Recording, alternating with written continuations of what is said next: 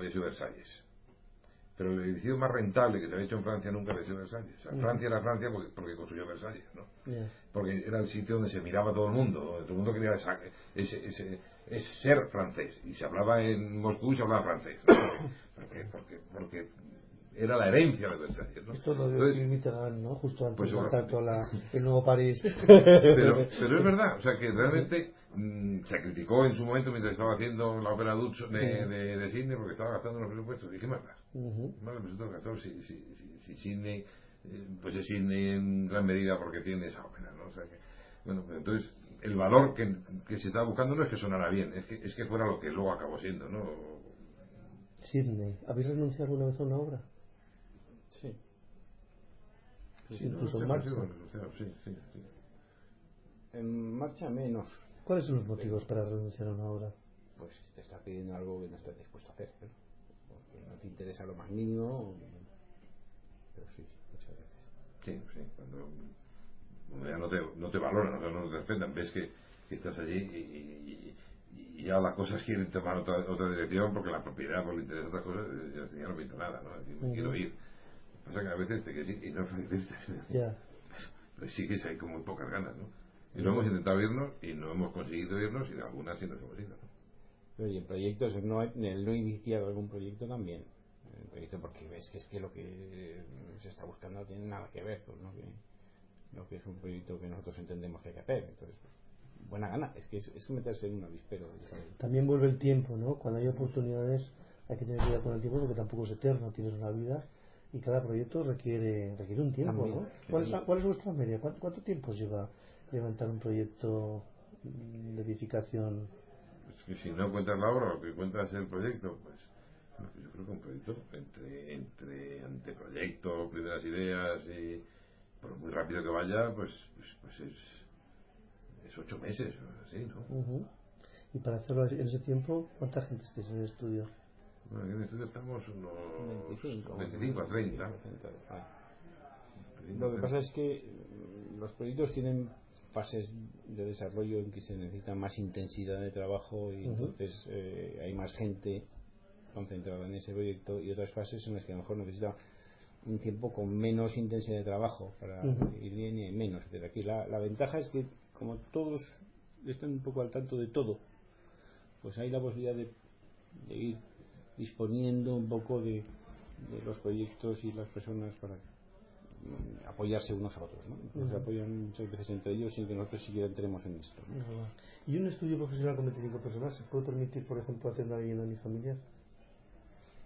No debería, o sea, realmente desde el punto de vista, no sé, empresarial o económico o de rendimientos, no interesa. Pero lo que pasa es que si vienen, pues no vas a decir que no, pues también lo hacen. Pero desde luego no por los honorarios que le puedes pedir a un señor que se quiere hacer una casa, pues no alimenta esto, o sea, que esto no podría ser, ¿no? O sea, que luego pues hay compromisos, es que las cosas no se hacen solo por... Hay tentaciones. Por dinero, ¿no? ¿Es verdad que cuesta lo mismo hacer una vivienda unifamiliar que una torre? No, una torre cuesta mucho más. Deshagamos ese mito, ¿no? Sí. Contadlo. ¿Cómo se hace una torre desde el principio? Pues mira, podemos contar cómo se hace la torre que estamos haciendo, porque pues hicimos una de 20 plantas, pero que ya era una torre, y sin embargo una torre de 20 plantas se hace de la misma manera que haces un bloque, o un edificio, sí, casi un bloque de vivienda, ¿no? Y sin embargo esta torre es otra dimensión, o sea que el pasar de determinadas alturas se complica todo, se complica las ingenierías, la distribución de plantas a lo mejor se complica menos, o sea que sigue siendo pues lo mismo, o sea, el trabajo del arquitecto pues pero la coordinación de todo aquello ya es mucho más complicado. Y los costes se elevan, se van multiplicando, o sea, moverse en vertical es carísimo, mover la obra con la construcción, las elevaciones de los materiales, de las personas y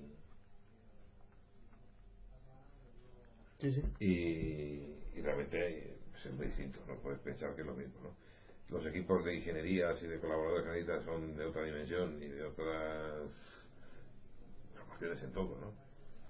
Luego la coordinación entre todas las distintas disciplinas es nosotros nunca hemos trabajado prácticamente con gente especializada en fachadas, o sea que te diga como es la succión de los vidrios o la succión de unos paneles o los vientos o los empujes. Hemos tenido colaboradores pues de altísimo nivel que estaban en Alemania. O sea, que Mike Slice ha estado pendiente de nuestra torre y de nuestros requerimientos. La estructura pues ya no es un calculista cualquiera, es Julio Martínez Calzón y su equipo de MC2 el que tiene que estar viendo cómo se hace una maqueta y se lleva un túnel de viento y se ensaya y se mira y se ve cómo se comporta la estructura y la fachada. Las instalaciones, claro, cada planta técnica de estas es una cosa para nosotros nunca vista, ¿no?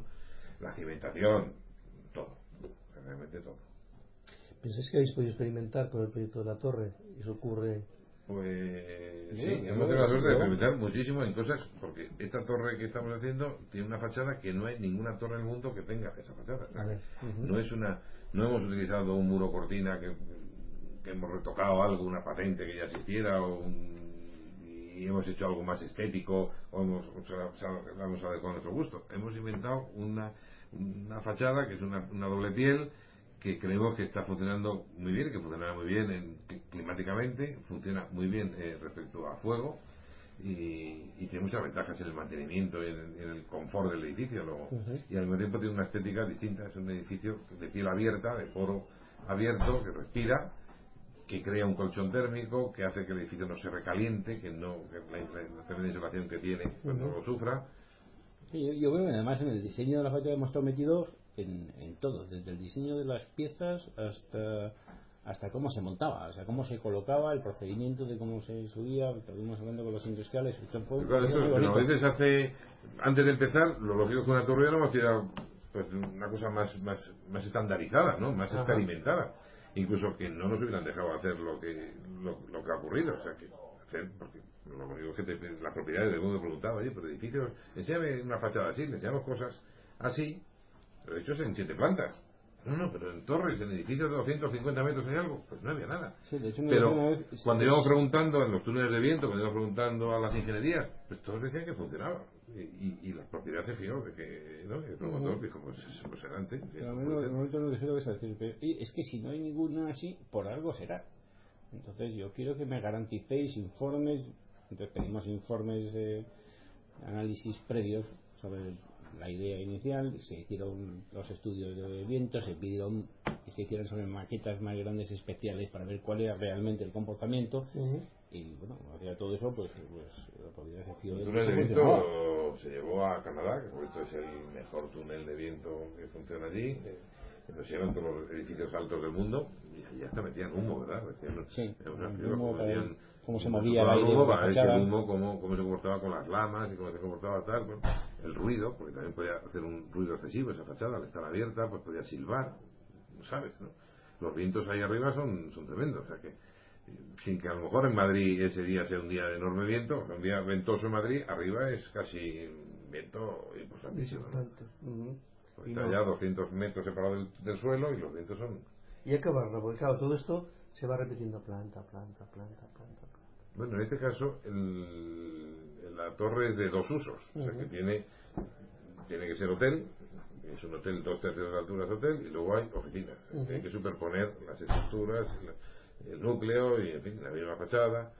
Y es verdad que lo razonable desde el punto de vista económico de una torre pues sería posiblemente desde el punto de vista del promotor. Me gustaría que ocupara poco suelo y que fuera muy grande arriba, tener muchos metros altos que vender. Todo lo contrario de lo que se hace, que se suele que apuntan y cuando uno llega arriba a los 150 metros se ha quedado que solo tiene un despacho que vender, cuando pues, podría vender 200, ¿no? La nuestra pues también por esa lógica que unas habitaciones son iguales que las de arriba, no estás cambiando la forma de la habitación, porque hacer 500 habitaciones todas distintas también sería una cosa un poco complicada o ilógica. Pues el edificio funciona más desde el punto de vista de la extrusión de una forma, o sea, una forma pues la sigues estirando, un perfil que tira para arriba. Entonces bueno, pues sí, las plantas se repiten, es verdad que las estructuras van menguando, los núcleos se van reduciendo, existen cinturones que lo atirantan, las plantas técnicas, una cantidad de programas que pero es verdad, lo que dices es que hay una fase de hora en la que se está produciendo cierta repetición, que a nosotros la verdad no nos ha venido bien, pero nosotros hemos ido sistemáticamente con la lengua afuera, definiendo cosas y completando el proyecto. El proyecto, por mucho que lo defines, cuando empieza un monstruo de estos, pide mucho. tiene mucha definición. Hemos estado trabajando a muchos no. La época esa en la que había un número de plantas iguales era una delicia porque tenías un poquito de aire de respirar, ¿no? A nivel de construcción, yo quizá me situaba más en el momento del proyecto porque aumentaba el irse repitiendo. El motivo es por llegar arriba. Claro, hay un momento que aquello se terminar, ¿cómo se remata? ¿Cómo se acaba un edificio en altura? Mucho dolor de cabeza con eso. Bueno, el nuestro de alguna manera es que creo que tanto lo que es la planta como lo que es su alzado y como lo que es su remate responden un poco a la misma génesis, que son esas tres piezas que se organizan alrededor del núcleo. Arrancan cada una a una altura, acaban cada una a una altura, y yo creo ese deslizarse de los tres cuerpos es lo que forma el remate del edificio, sin recurrir a otras cosas. Con la misma forma de planta, con la misma forma de organización, se hace el arranque, cuerpo medio y los remates, ¿no? ¿Hubieses preferido que tuviese 5 plantas menos o 20 más?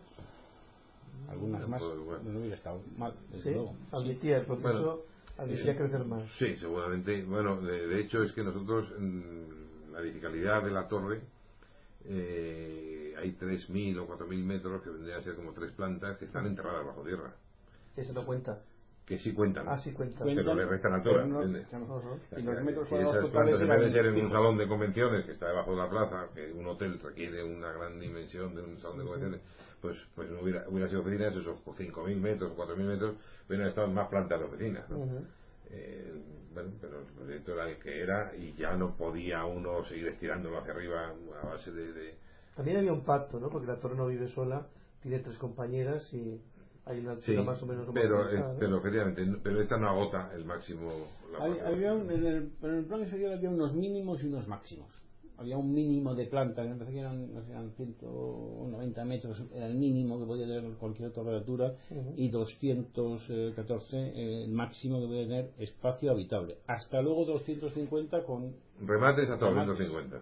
Y nuestros remates pues se quedan en 236. Y eso estaba pensado, eso, como tú dices, para que no aparezca alguien que de repente haga una edificación que no es edificación en altura, te obligan a que tienes que tener una torre alta. Pero luego las edificabilidades no son exactamente las mismas, las plantas de cada torre son diferentes, y en el caso nuestro, además, por el hecho de ser hotel, hay una serie de metros cuadrados que destinan a otros sitios, y luego te queda una edificabilidad que tienes que organizar. Y las alturas de planta no son iguales. Eso hace que las alturas aparentes de las torres no sean exactamente las mismas, ¿no? Pero todas tienen más o menos el mismo uso y todas acaban más o menos en la misma planta pisable, por decirlo de alguna manera. Por arriba pasan en cada una cosa diferente. Entrar, el acceso, ¿lo habéis ritualizado? Bueno, sí, un acceso a un edificio pues es muy importante, ¿no? O sea, los accesos son muy importantes. El edificio, ni siquiera, pero fíjate, más que el acceso es el arranque del edificio. O sea, un edificio es cómo llega al suelo, o cómo sale del suelo. Pues quizá también porque había que hacer ese sótano, ese bajo rasante con un gran salón de convenciones, pues se abrió un recinto cuadrado a modo de cráter donde el edificio sale de -8 de alguna manera, ¿no? La cota -8. Eso hace que un edificio de vidrio que es más frágil pueda llegar casi a meterse en el suelo de vidrio, ¿no?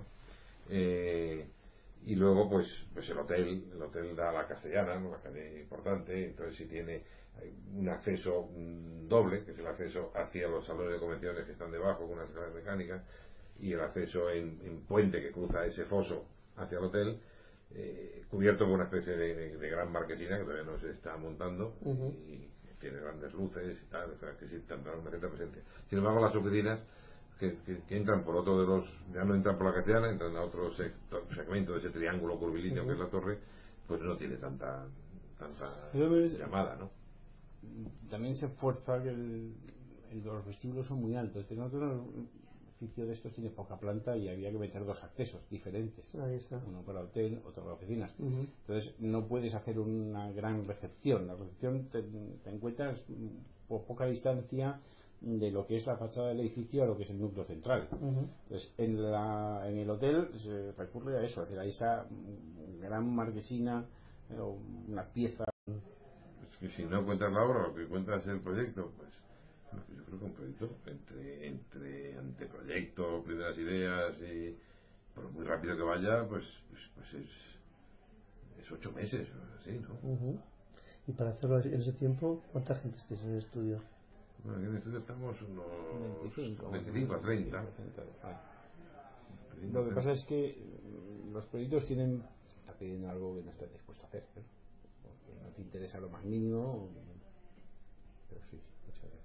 Sí, cuando ya no te valoran, no te respetan, ves que estás allí y ya las cosas quieren tomar otra dirección porque la propiedad por le interesa otras cosas, ya no pinta nada, ¿no? Es decir, me quiero ir.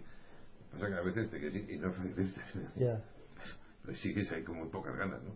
Y lo hemos intentado irnos y no hemos conseguido irnos y de algunas sí nos hemos ido, ¿no? Pero y en proyectos, el no iniciar algún proyecto también. El proyecto porque ves que es que lo que se está buscando no tiene nada que ver con lo que es un proyecto que nosotros entendemos que hay que hacer. Entonces, buena gana, es que es meterse en un avispero. También vuelve el tiempo, ¿no? Cuando hay oportunidades hay que tener cuidado con el tiempo porque tampoco es eterno, tienes una vida y cada proyecto requiere un tiempo, también, ¿no? ¿Cuál es vuestra media? ¿Cuánto tiempo lleva levantar un proyecto de edificación? Había sido Versalles, pero el edificio más rentable que se había hecho en Francia nunca había sido Versalles. O sea, Francia era Francia porque construyó Versalles, ¿no? Porque era el sitio donde se miraba todo el mundo, donde todo el mundo quería ser francés, y se hablaba en Moscú y se hablaba francés, ¿no? porque era la herencia de Versalles, ¿no? Esto lo dio Mitterrand, ¿no? Justo antes de montar el nuevo París. Pero es verdad, o sea que realmente se criticó en su momento mientras estaba haciendo la ópera Dutch de Sydney porque estaba gastando los presupuestos. ¿Y qué más da? Más los presupuestos gastados si Sydney, pues es Sydney en gran medida porque tiene esa ópera, ¿no? O sea que, bueno, pues entonces el valor que se estaba buscando no es que sonara bien, es que fuera lo que luego acabó siendo, ¿no? Sydney, ¿habéis renunciado alguna vez a una obra? Sí. Incluso en marcha. Sí. En marcha menos. ¿Cuáles son los motivos para renunciar a una obra? Pues